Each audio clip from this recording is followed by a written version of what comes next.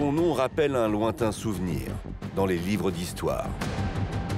Un événement aussi mystérieux qu'important. Pour ceux qui l'ont connu, en revanche, impossible d'oublier. Le mont Saint-Helens. Cette montagne de l'Ouest américain, théâtre d'une des plus importantes éruptions volcaniques de l'histoire. C'était comme si quelqu'un avait mis la montagne par terre.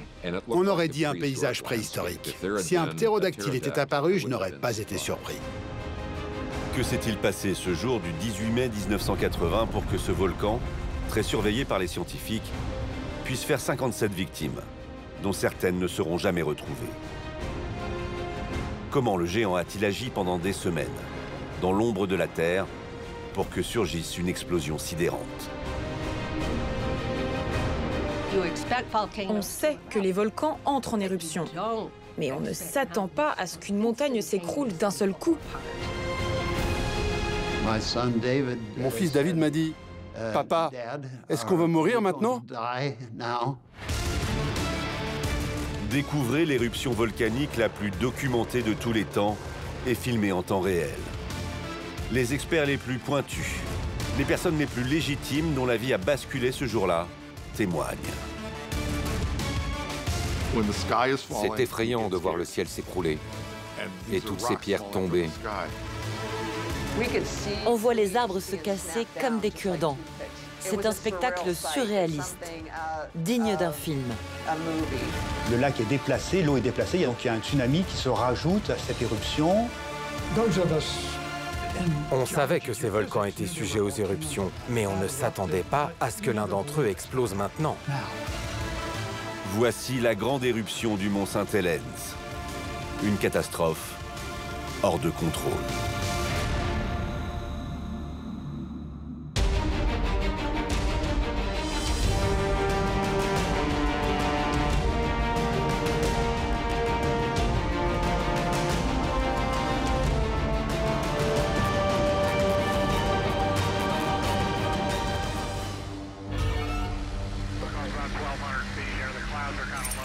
Dimanche 18 mai 1980, il est 8 h du matin dans l'État de Washington, au nord-ouest des États-Unis d'Amérique.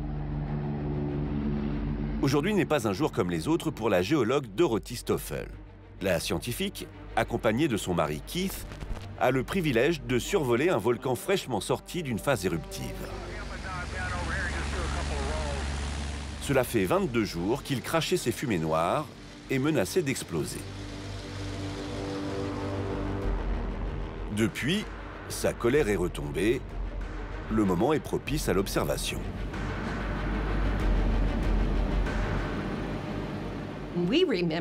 Le mont Saint-Helens était une montagne où l'on pouvait skier.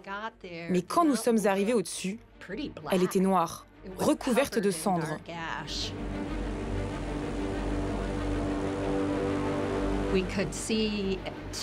On pouvait voir des filets d'eau du côté nord. Ça scintillait au soleil. Je me suis tournée vers Keith et je lui ai dit « Keith, regarde ça, il y a de l'eau sur le flanc nord.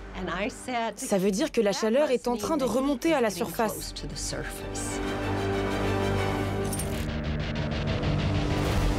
Il est 8 h 32.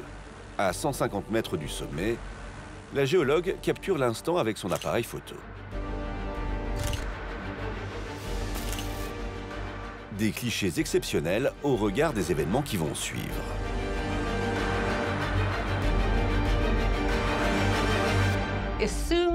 Au moment où je prends ces photos, pile à cet instant, juste sous nos pieds,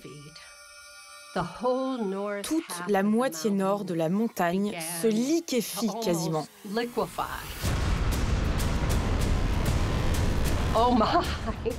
Oh mon Dieu! Ça y est. C'est maintenant qu'a lieu la grande éruption.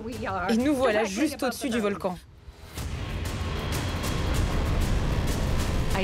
Quand on est géologue comme moi, on sait que les volcans entrent en éruption. Mais on ne s'attend pas à ce qu'une montagne s'écroule d'un seul coup. Sans le savoir, Dorothy est témoin d'un glissement de terrain parmi les plus incroyables de l'histoire. Une cathédrale de pierre, d'un volume de 3 milliards de mètres cubes, s'effondre en un instant.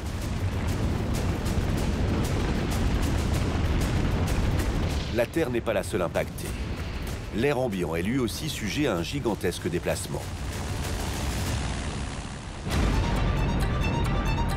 Le blast, le souffle né de l'explosion, est propulsé à 1065 km/h, quasiment la vitesse du son. L'avion de Dorothy ne peut pas résister. Le blast est énorme. Keith dit à Bruce, notre pilote, « On doit s'écarter, ça peut faire dans les 1000 degrés. »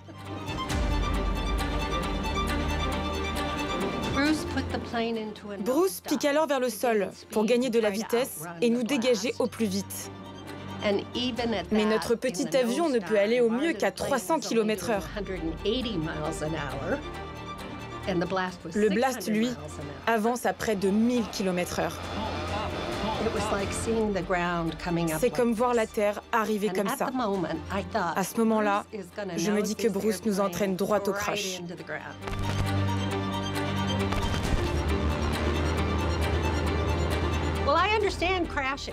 Je ne pense plus qu'à « on va se crasher ». Je ne réalise pas que derrière, on a un nuage, le blast, prêt à nous engloutir.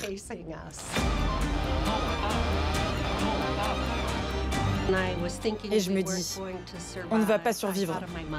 Je pense à ma mère. Je me dis qu'elle ne saura probablement jamais ce qui m'est arrivé. Jamais la scientifique n'avait imaginé observer un tel événement de si près. Mais sa vie, comme celle des populations environnantes, est maintenant en danger.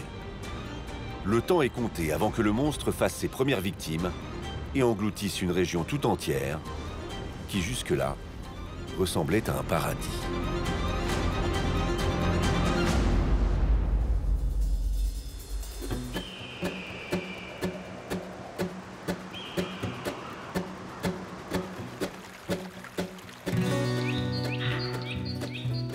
Mardi 18 mars 1980, 2 mois avant l'éruption.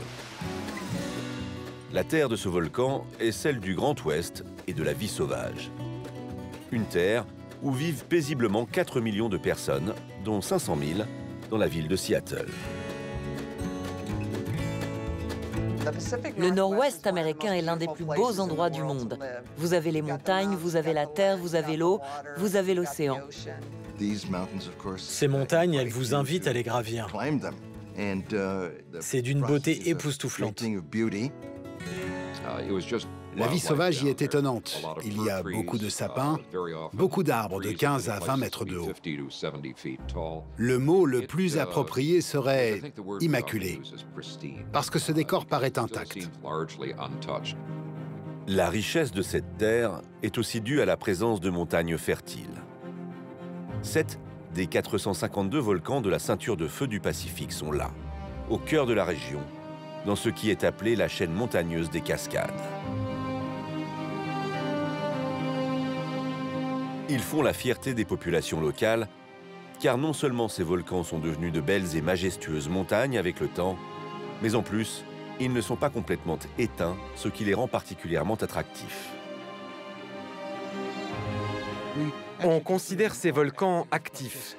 Cela ne veut pas dire qu'ils soient en éruption, mais cela pourrait arriver.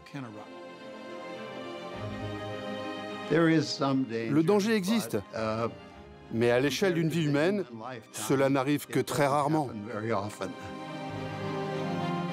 Spectaculaire et immuable, cette partie de l'Ouest américain a donc tout pour plaire.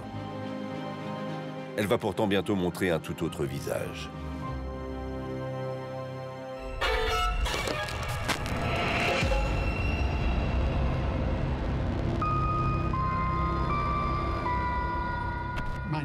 Je m'appelle Steve Malone. En 1980, au moment de l'éruption, j'étudiais les volcans du nord-ouest américain. Ce qui s'est passé à cette période du printemps a été une énorme surprise. Il est 15h47, le jeudi 20 mars 1980, quand le sismologue Steve Malone s'aperçoit d'un phénomène inquiétant. À 150 km de son bureau de Seattle, les sismomètres de la chaîne des montagnes des Cascades enregistrent un tremblement de terre à la puissance anormalement élevée. C'est un chiffre relativement important, suffisant en tout cas pour attirer notre attention. La Terre n'avait pas tremblé comme ça depuis environ 16 ans. Où est la source de ce tremblement de terre? À quel endroit se trouve son épicentre? Dans cette partie du pays, les secousses terrestres sont souvent liées au mouvement de plaques tectoniques. Mais avec ces volcans, la région peut aussi être sujette à un autre type de séisme.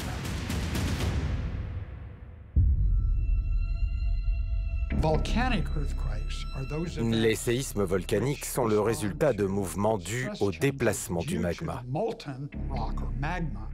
à sa remontée à l'intérieur du volcan. Quand il y a un séisme sous un volcan, c'est mauvais signe. Ça veut dire souvent que le magma bouge, qui se met en place, qui peut monter. Donc c'était une surprise et donc un début d'inquiétude, bien sûr. L'inquiétude grandit quand, dans la même journée, de nouvelles secousses succèdent à la première. Ça commence à faire beaucoup. C'est là qu'on réalise que ces tremblements de terre sont relativement peu profonds et qu'ils proviennent tous du mont Saint-Helens.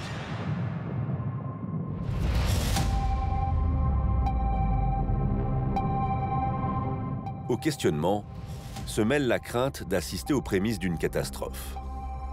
En effet, le mont Saint-Helens n'est pas une montagne comme les autres. C'est un volcan. Plus précisément un stratovolcan, l'un des plus dangereux, reconnaissable à sa forme en cône. Le volcan ressemble un peu à une tourte ou un gros gâteau d'anniversaire composé de différentes couches.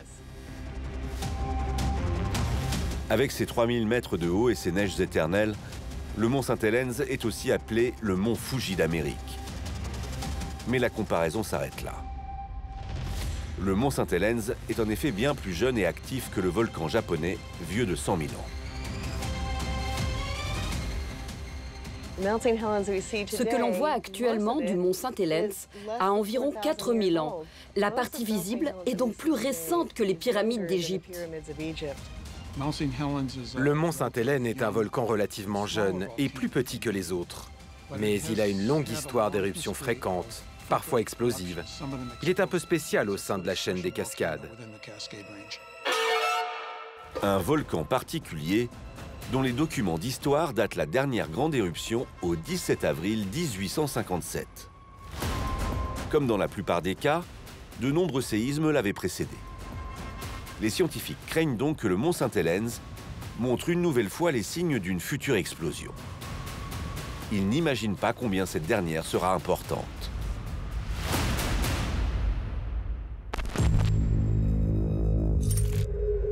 Jeudi 27 mars 1980. Il est 17 h quand le mont Saint-Helens livre un premier signe sur la réalité de son état. Une explosion de vapeur jaillit de son sommet, suivie par la formation d'un petit cratère d'une centaine de mètres de diamètre. Le volcan entre officiellement en éruption. C'est comme un geyser. Il se réchauffe et il entre ensuite en éruption.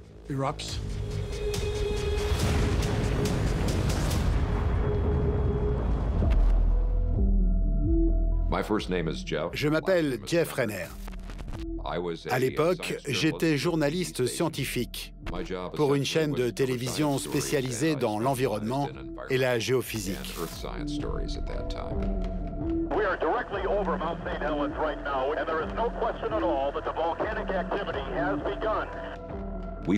On survolait le cratère et on pouvait voir ce trou qui venait tout juste de s'ouvrir. On voyait aussi une tache de cendres et de vieux rochers qui avaient été éjectés.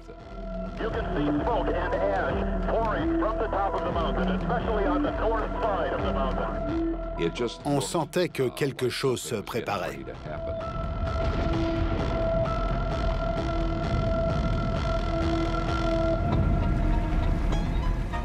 Cette manifestation est ce que les volcanologues appellent une éruption phréatique.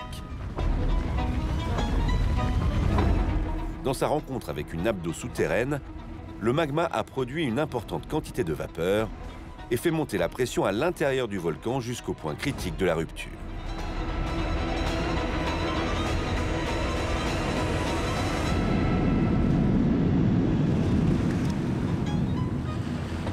Jacques-Marie Bardantzeff, volcanologue, Université Paris-Saclay.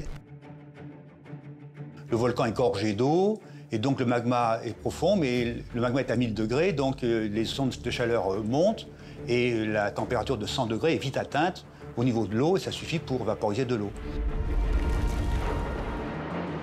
Ça fait une surpression, comme dans une cocotte minute, et donc tout le sommet explose. On sait que ces volcans sont déjà entrés en éruption par le passé, et que certains sont plus dangereux que d'autres. Mais on ne s'attend pas à ce qu'une éruption se produise maintenant. Fascinante expression de la nature, mais qui n'en est pas moins dangereuse, les jets de vapeur et de cendres courent dans l'atmosphère jusqu'à 3300 mètres d'altitude. Une montagne de poussière de roche, si dense et colossale qu'elle génère ses propres éclairs par électricité statique. Je suis Richard Waite, du Centre américain de surveillance géologique du mont Saint-Helens. En 1980, je suis l'un des rares à étudier de près cette éruption. Sur le sol américain, cela ne s'est pas produit depuis 1915. Personne ici de son vivant n'a rien vu de tel. C'est terrifiant et à la fois intriguant pour nous les scientifiques. Un phénomène comme celui-là est fascinant. Donc là, bien sûr, les voyants sont au rouge, c'est d'ailleurs le niveau rouge, parce que le Saint-Helens est en éruption, en cours, qui peut encore s'aggraver.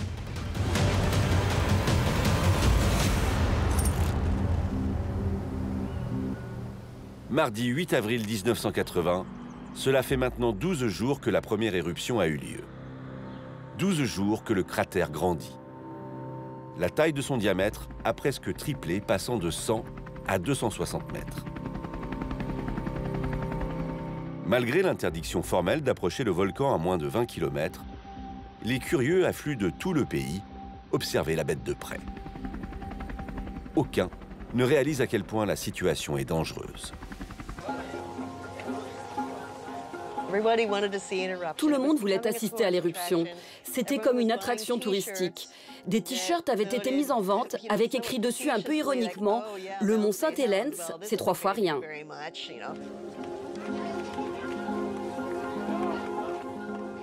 On se serait cru au carnaval. Certains installaient des stands avec des barbecues. D'autres vendaient des souvenirs et des chapeaux ridicules aux touristes. Comme si tout était normal. C'était un vrai cirque. Plus on s'approchait du volcan, plus on voyait les parkings remplis de cars de télévision. On voyait aussi des hélicoptères survoler la montagne. Mais aujourd'hui marque l'apparition d'un nouveau signe annonciateur. Le grand public n'a rien remarqué, mais les scientifiques, eux, l'observent depuis quelques heures. La montagne tout entière s'est déformée. Les scientifiques l'appelaient le volcan enceinte. Ils savaient que c'était instable. Mais ils ne mesuraient pas combien ça l'était vraiment. C'est mauvais signe, ça veut dire que cette éruption est phréatique pour l'instant, mais qu'elle peut devenir magmatique aussi assez rapidement. De toutes les éruptions, celle qui se profile est la plus dangereuse. Si la montagne se déforme ainsi, c'est qu'elle tente de contenir la remontée puissante d'un gigantesque magma. Et chose surprenante, ce dernier ne va pas emprunter le parcours de l'ancienne cheminée. C'est un magma qui est très visqueux. Il est mou quand même, hein, alors que la roche, la même roche des éruptions précédentes qui s'est refroidie dans les conduits est dure, elle est devenue dure. Lui, il est chaud, il est pâteux, on va dire ça comme ça. Donc c'est plus facile pour lui de passer à l'extérieur du conduit et par le flanc nord. Le magma, il passe par où il peut. Il est un peu comme nous, il est paresseux, il fait le plus facile. Donc c'est vrai qu'il voit une ouverture vers le flanc nord, donc il s'y précipite, il s'y accumule. Le flanc nord se déforme et se déplace également vers le nord, comme s'il allait glisser. Mais ce magma, il reste encore confiné, il est très visqueux, mais le magma arrive, le volcan se déforme, ça va exploser.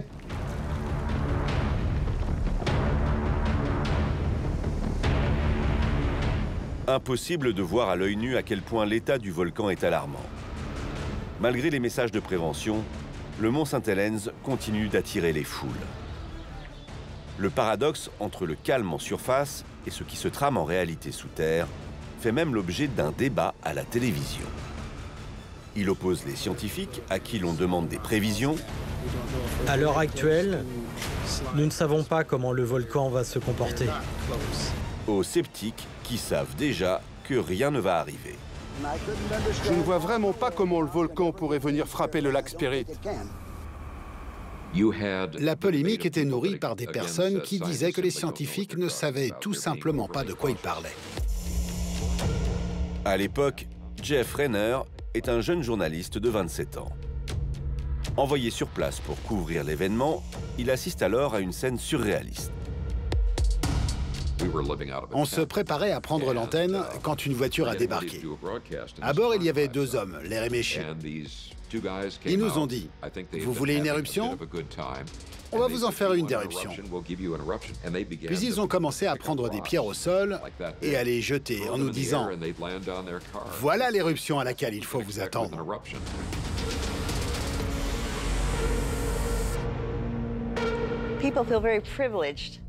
Vivre sur cette chaîne des cascades était un privilège pour ces gens. Il était difficile pour eux de concevoir les volcans autrement et de penser qu'ils pouvaient mettre leur vie en danger. Un individu a pris la mesure du danger. Il s'agit de cet homme, David Johnston, un jeune volcanologue qui observe jour et nuit le volcan. Lui aussi communique avec la presse, mais au lieu de lui jeter des pierres, il s'en sert pour faire passer son message. Le mont Saint-Helens est a priori dans un état comparable à celui d'un volcan de Russie, le mont Bezimiany. 24 ans avant le mont Saint-Helens, son éruption avait rasé près de 500 km² de végétation. Une superficie équivalente à celle des 5 plus grandes villes françaises réunies, Lille, Paris, Bordeaux, Lyon et Marseille. Si des hommes se trouvent dans les environs, il y a peu de chances qu'ils en réchappent. Si une explosion se produit, il est probable que des débris et des cendres incandescentes très chaudes surgissent côté nord. En ce moment, le danger est très élevé sur cette partie à cause des glaciers et du fort risque d'avalanche. En pleine interview, il a utilisé l'image d'un baril de poudre dont la mèche aurait été allumée. On ne connaissait juste pas la longueur de cette mèche. Et il a dit, si une éruption survient maintenant, nous sommes tous morts. Chacun se forge son opinion, mais avec le temps, on sent bien qu'une éruption va se produire tôt ou tard. Quand précisément, personne ne peut le dire.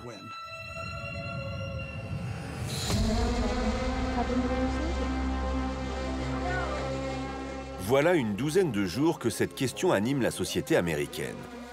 Quand le géant va-t-il déployer sa colère? La réponse ne va pas tarder à venir, et elle va surprendre jusqu'aux scientifiques les plus alertes.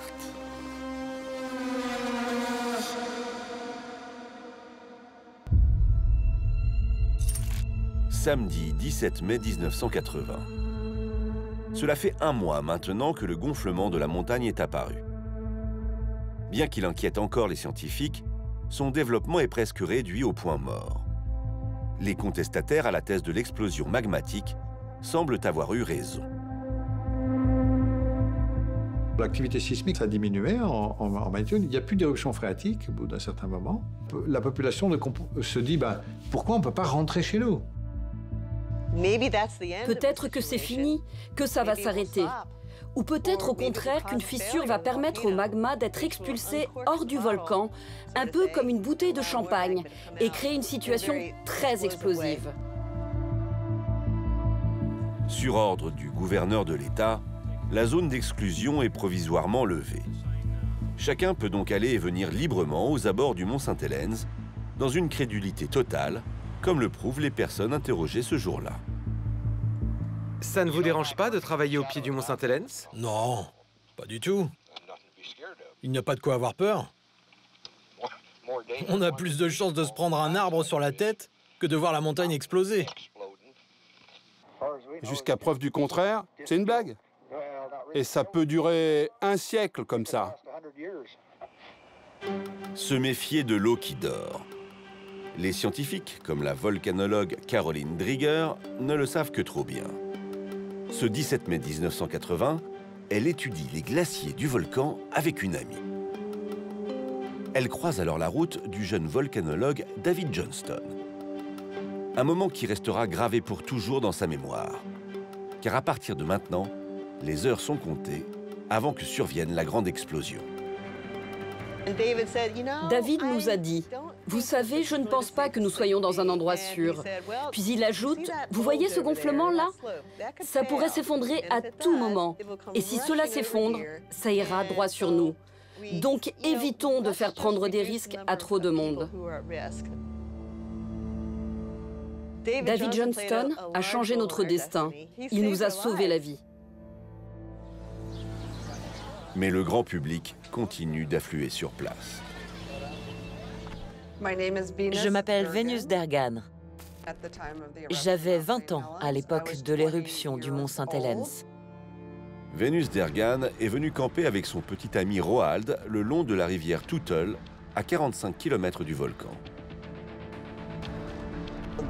Cette nuit en camping marquait nos retrouvailles, après avoir voyagé chacun de notre côté.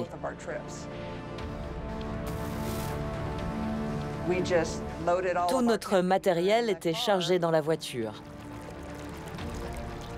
On était à plus de 45 km du mont Saint-Helens. On ne le voyait même pas de là où on se trouvait. De son côté, Keith Ronholm, étudiant en géophysique alors âgé de 28 ans, s'est posté à 16 km du volcan à la recherche du moindre signe d'activité.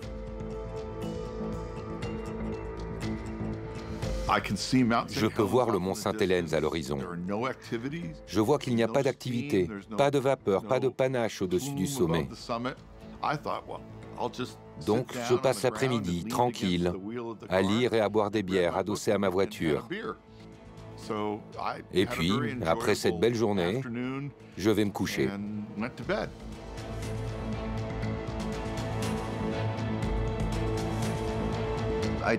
Je ne pensais pas que ça en arriverait là. Pour moi, le volcan allait juste se rendormir. Mais ça n'a pas été le cas.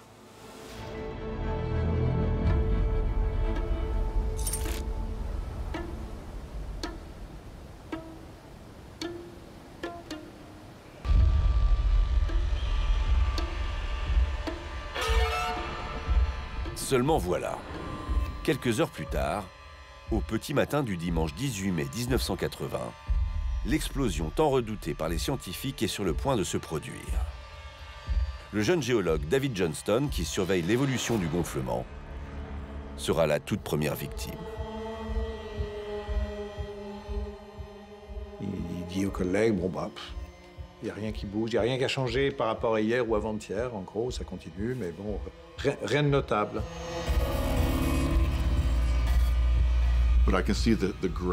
Aux premières lueurs du matin, je vois le sommet tout gris du mont Saint-Helens. Je suis venu de loin. J'avoue être un peu déçu que rien ne se passe. J'aurais bien aimé voir quelque chose.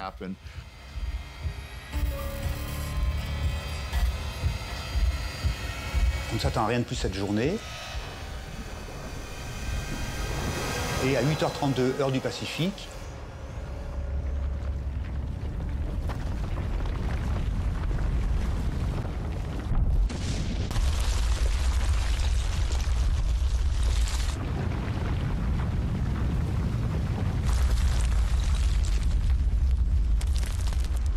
c'est une explosion majeure qui se déroule.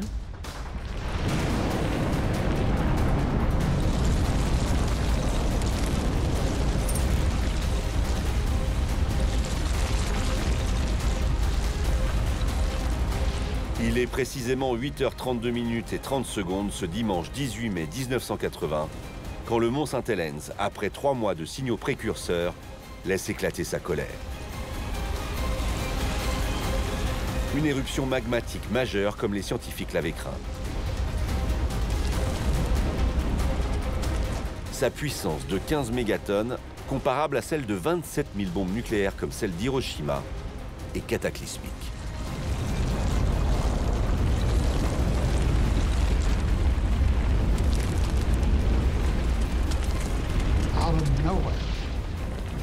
Un nouveau tremblement de terre auquel on ne s'attendait pas est survenu.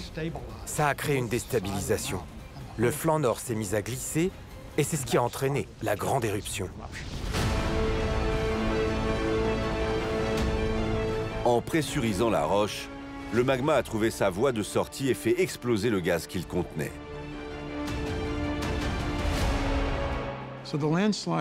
La roche recouvrait ce magma, l'empêchant de sortir, comme un bouchon. C'est un peu comme une bouteille de champagne que vous agitez. Quand vous l'ouvrez, son contenu se retrouve soudainement projeté à l'extérieur. L'explosion est assez puissante pour couper littéralement le volcan en deux. 3 milliards de mètres cubes de roche se décrochent en une fraction de seconde et dévalent le flanc nord à plus de 175 km/h. Et ce n'est qu'un début.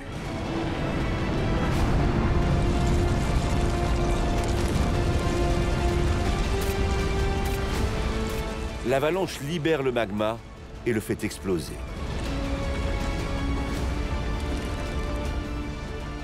Le magma est à quelques centaines de mètres de profondeur, il pousse, mais il est retenu par le flanc, et d'un seul coup, le flanc s'en va. Donc le magma qui était en surpression, d'un seul coup, on comprend plus ce qu'il arrive, et donc il jaillit, il gicle, comme un coup de fusil. Le blast fait son apparition.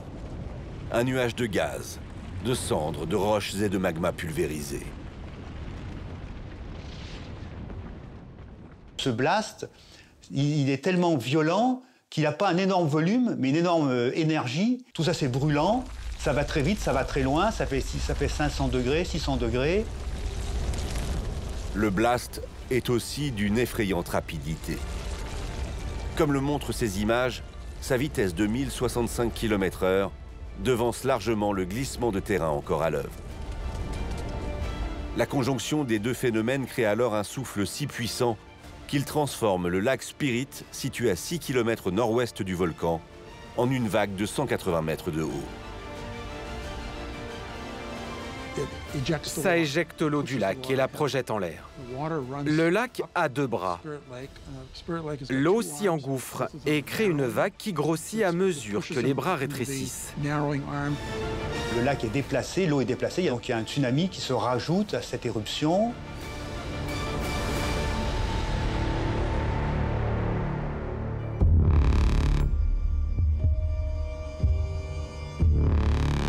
Au récit de cette mécanique destructrice s'ajoute celui des victimes. À 16 km de là, Keith Ronholm est dans son van quand soudain...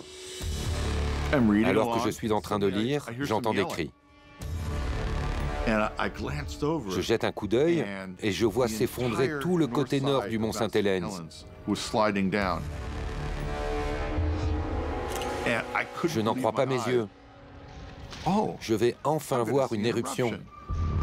Le jeune homme sort de son véhicule et immortalise l'instant. Sa série de clichés montre seconde après seconde le début de l'explosion. Et je m'aperçois que tout le mont Saint-Helens est maintenant obscurci par cette masse de nuages gris. Et là, je me dis, waouh, ça grossit, et ça grossit vite. À cet instant, à distance du volcan et protégé par 2 lignes de crête, Keith croit être en sécurité. Il va vite s'apercevoir que ce n'est pas le cas.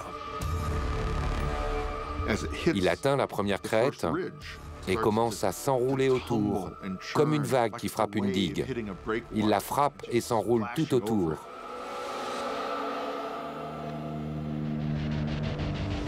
Au même moment, Dorothy Stoffel se trouve au-dessus du volcan avec son mari. Le pilote, Bruce, essaye tant bien que mal de dégager l'appareil.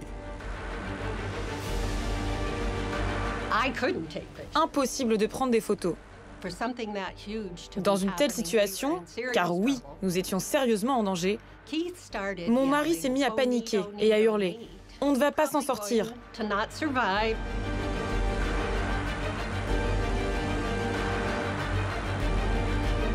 C'est la fin. Au sol, Keith Ronholm voit le nuage de cendres dépasser la deuxième crête et se diriger droit sur lui.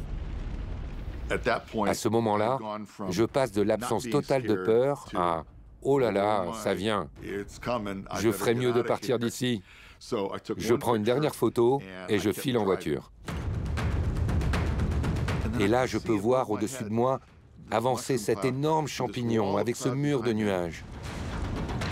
Un champignon, semblable à celui qui engloutit Pompéi il y a près de 2000 ans. Le glissement de terrain et le blast n'étaient donc que les prémices d'un phénomène encore plus ravageur. Et il arrive.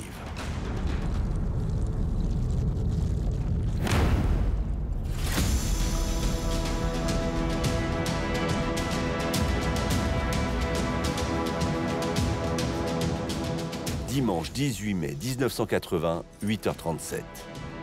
L'explosion du Mont Saint-Helens court depuis 5 minutes. Un colosse s'est formé dans les hauteurs de l'atmosphère et il menace les populations alentours. Cette fois, la colère du volcan n'est plus latérale, mais verticale. Et elle se nourrit de l'air ambiant pour faire grandir ce que les scientifiques appellent une colonne éruptive.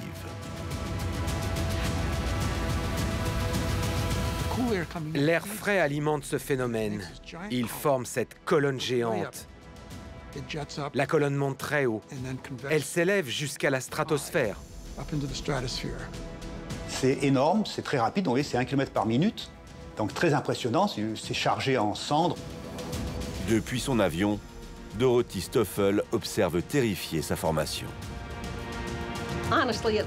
Honnêtement, ça ressemblait à une explosion nucléaire. Ça atteignait les 20 km d'altitude.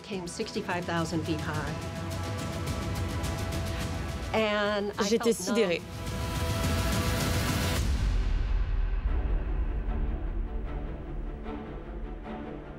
Il est 8h42. 10 minutes après le début de l'éruption, le panache atteint les 15 km d'altitude, près de 2 fois la hauteur de croisière d'un avion de ligne. À ce niveau, le danger n'est pas qu'il continue son ascension, mais qu'il s'étale et retombe. Le jet stream, un puissant courant d'air bien connu dans l'aviation pour favoriser la prise de vitesse, va malheureusement s'en charger. 540 000 km3 de pierre ponce, un volume plus important encore que le volcan lui-même, est en suspension et retombe à terre comme autant de petits obus. Le panache s'ouvre en parapluie, 25 km vers l'ouest, 50 vers l'est. Et ce panache continue à se développer, se propage très vite, à 100 km à l'heure, vers l'est et arrose de cendres tout le paysage qui est sous lui. Vince Larson est sur le mont Adams, à 45 km du mont Saint-Helens. Avant qu'il ne soit lui aussi touché, il prend ses dernières photos. On ne voyait plus rien à 30 mètres. Le soleil brillait jusque-là et tout est devenu sombre. À ce moment-là, des cendres ont commencé à tomber sur la neige tout autour de nous. Certains des débris étaient encore chauds. Mon fils David m'a dit « Papa, est-ce qu'on va mourir maintenant ?» Et je lui ai répondu que non, qu'on allait s'en sortir.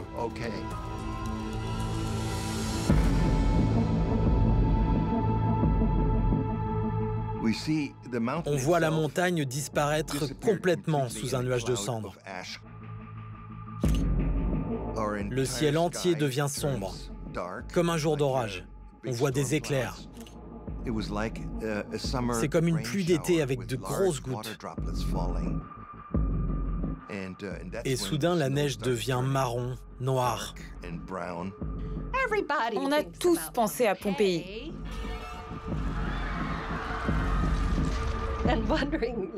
Allait-on subir ici la même chose?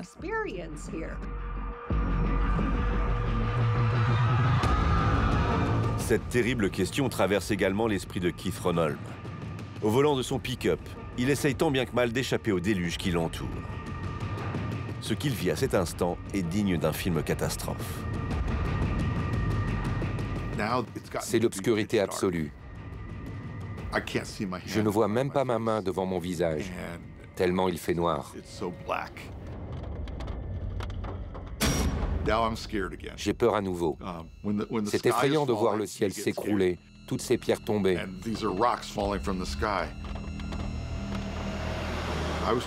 J'essaie d'avancer tant bien que mal. Au bout d'une minute ou deux, ça commence à se calmer un peu. Et puis les pierres sont remplacées par des trucs qui collent au pare-brise. Des petites gouttes de boue qui deviennent de plus en plus grosses. Jusqu'à maintenant, Keith était protégé par l'habitacle de son véhicule. Mais la cendre commence à rentrer à l'intérieur. Les cendres commencent à s'infiltrer dans l'habitacle du pick-up. À ce moment-là, j'ai des poches de glace à côté de moi. J'ai le réflexe de prendre un mouchoir, de le plonger dans l'eau glacée et de me le mettre au visage. Je respire à travers en essayant de ne pas inhaler ces particules de cendre. Le jeune homme en détresse croise la route de plusieurs voitures. Elles semblent guidées par un camion auquel il décide lui aussi de se référer. On avance tranquillement pendant 15-20 minutes. Il fait nuit noire. Les voitures devant font voler les cendres en roulant. Mais je sens qu'on s'éloigne en laissant ce monstre derrière nous. Et je me sens un peu plus en sécurité.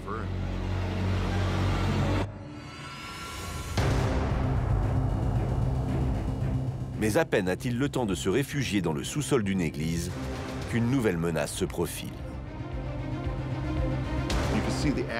La cendre tombe comme de la pluie à la lueur des lampadaires.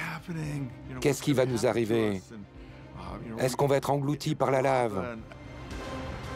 Il y a bien une suite, mais la lave n'en fait pas partie. Ce qui arrive est encore plus dangereux. Un lahar, une coulée de boue brûlante et fluide. Les volcanologues connaissent bien ce phénomène. Herculanum, la ville voisine de Pompéi, en fut victime. Rayée de la carte en seulement quelques minutes. Rien n'arrête un lahar, c'est un pouvoir destructeur énorme. Un lahar est une coulée de boue qui se déplace très rapidement. C'est le produit de l'avalanche de roches et de la fonte des neiges suite à l'éruption. Comme si cela ne suffisait pas, la zone est l'une des plus boisées d'Amérique. Tel un ogre, les lahars avalent des milliers d'arbres et les entraînent avec eux. Ça rase tout. Ça rase la vallée. Ça avale tout ce que ça rencontre, n'importe quel pont ou véhicule. Tout ce qui est pris dedans est enterré à jamais. C'est spectaculaire. On a l'impression d'avoir des allumettes qui ont été pliées tout dans la même direction jusqu'à très grande distance, alors que c'est des arbres qui font 30-35 mètres de haut avec des grands troncs. Et donc, c'est très impressionnant.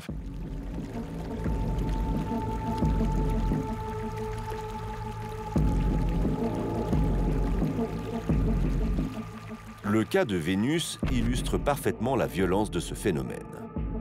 Elle et son petit ami Roald dorment encore au camping de Toutle, situé à 45 km en contrebas du volcan.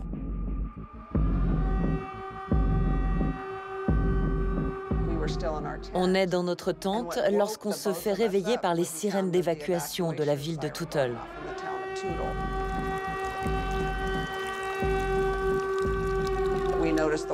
On voit de l'eau monter très vite à hauteur de notre tente. Là, on se rend compte qu'il y a un problème et qu'on doit vite partir de là.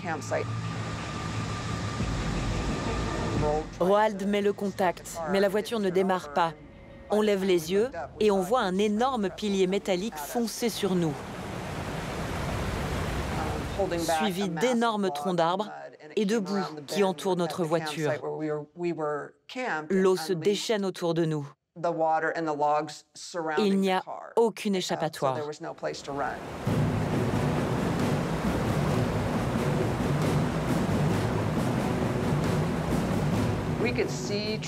Les arbres se brisent comme des cure-dents à mesure qu'ils se rapprochent de nous. C'est surréaliste. On se croirait dans un film.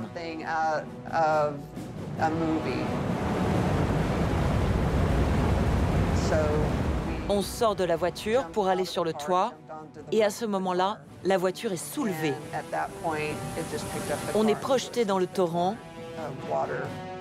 au milieu des troncs d'arbres et de la boue qui nous emporte. À ce moment-là, on a juste un réflexe de survie. Comme le montrent ces images captées depuis les airs, les lahards et leur cortège d'arbres déracinés dévalent les pentes. Vénus est projetée à l'intérieur. Son petit ami est sur des troncs d'arbres en flottaison. Il tente de la sauver. Roald n'arrête pas de crier « Accroche-toi !» Je suis devant lui, il est derrière, sur des troncs d'arbres. Moi, je suis dans la boue. Je m'agrippe à tout ce que je peux. Et certains arbres ont un diamètre plus large encore que moi. Je suis coincée entre deux troncs d'arbres, quand tout d'un coup, je suis aspirée vers le fond, dans la boue. J'ai la main bloquée en surface par deux autres branches d'arbres. À ce moment-là, tout devient noir.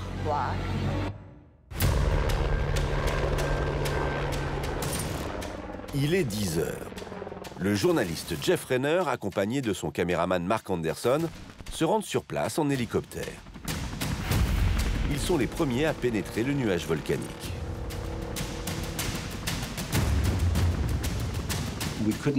On ne voyait rien. L'air était saturé de cendres. On ne pouvait pas distinguer le volcan. D'un côté, c'était bleu, de l'autre, il y avait de la cendre partout. Le pilote de l'hélicoptère nous a dit « Ok les gars, l'aviation civile a mis en place une zone d'interdiction de vol sur 60 km. Qu'est-ce qu'on fait ?» Mark Anderson, Bob Wright, le pilote et moi-même, nous sommes tous tombés d'accord sur le fait que, oui, c'était dangereux, mais que nous devions le faire. Nous devions y aller. Au péril de leur vie, Mark, Jeff et leur pilote enfreignent les règles de sûreté et captent les premières images du mont Saint-Helens. Ils survolent les lahards dans lesquels se trouvent encore Vénus et son petit ami. On avait l'impression que la rivière était en ébullition. Ça n'avait pas l'air très chaud, mais ça allait si vite qu'on savait qu'une grosse éruption avait eu lieu. Plus je filmais, plus je prenais conscience de la situation. Tout était complètement détruit. Il ne s'agissait pas de faire ci ou ça, mais simplement d'ouvrir grand les yeux. J'essayais de tout filmer, sans savoir comment allaient se passer les prochaines heures. À quelques centaines de mètres sous leurs pieds, le calvaire de Vénus d'Ergan continue. Je suis chahutée dans tous les sens, vers le haut, vers le fond. J'attrape tout ce que je peux pour rester au-dessus de la boue. Mais je continue à être aspirée, il y a beaucoup de débris. Je suis au fond depuis si longtemps qu'à cet instant, je me dis « Ça y est, j'y arriverai pas, je ne remonterai pas. Je vais mourir. » Mais c'est sans compter sur la persévérance de son compagnon. Je sens Roald attraper ma main de toutes ses forces et me hisser hors de la coulée de boue sur les troncs d'arbres où il est. On saute de tronc en tronc pour atteindre la rive et on se réfugie sur une colline. Je suis en état de choc. J'essaye de comprendre ce qui s'est passé. C'est le voyage le plus fou de toute ma vie. Vénus est gravement blessée. Elle sera très vite prise en charge. Mais d'autres n'auront pas cette chance. L'éruption du mont Saint-Helens a fait 57 victimes, la plupart mortes par asphyxie. D'autres encore, comme le jeune volcanologue David Johnston, probablement l'un des tout premiers exposés au feu du volcan, n'ont jamais été retrouvés.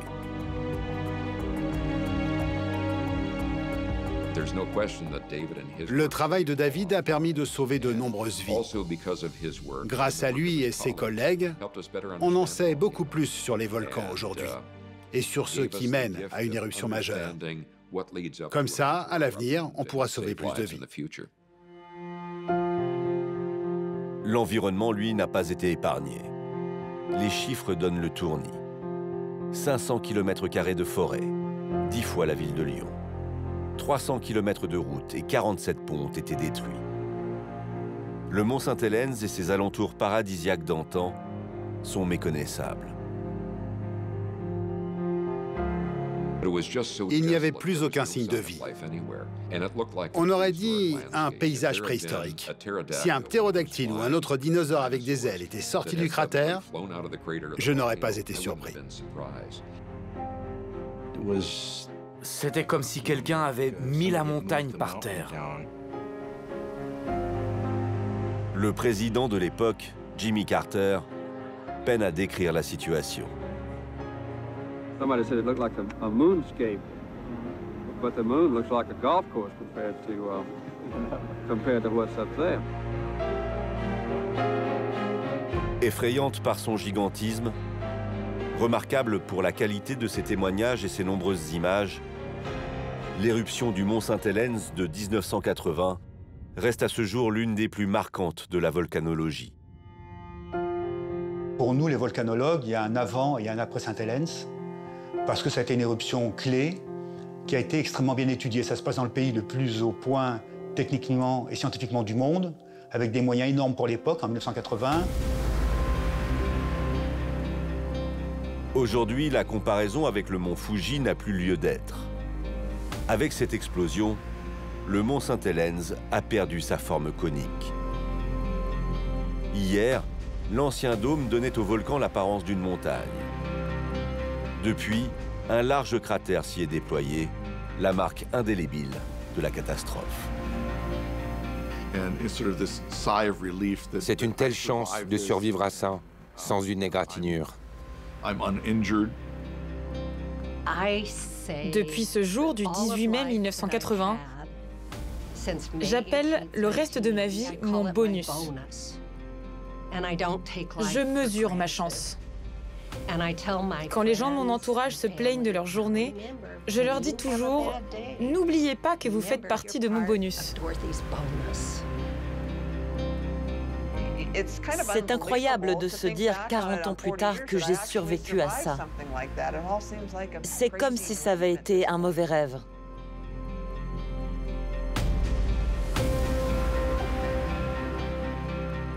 La leçon que j'en tire, c'est que même si nous sommes de plus en plus d'êtres humains, c'est Mère Nature qui nous domine. Nous devons apprendre à l'accepter et faire en sorte de nous y adapter.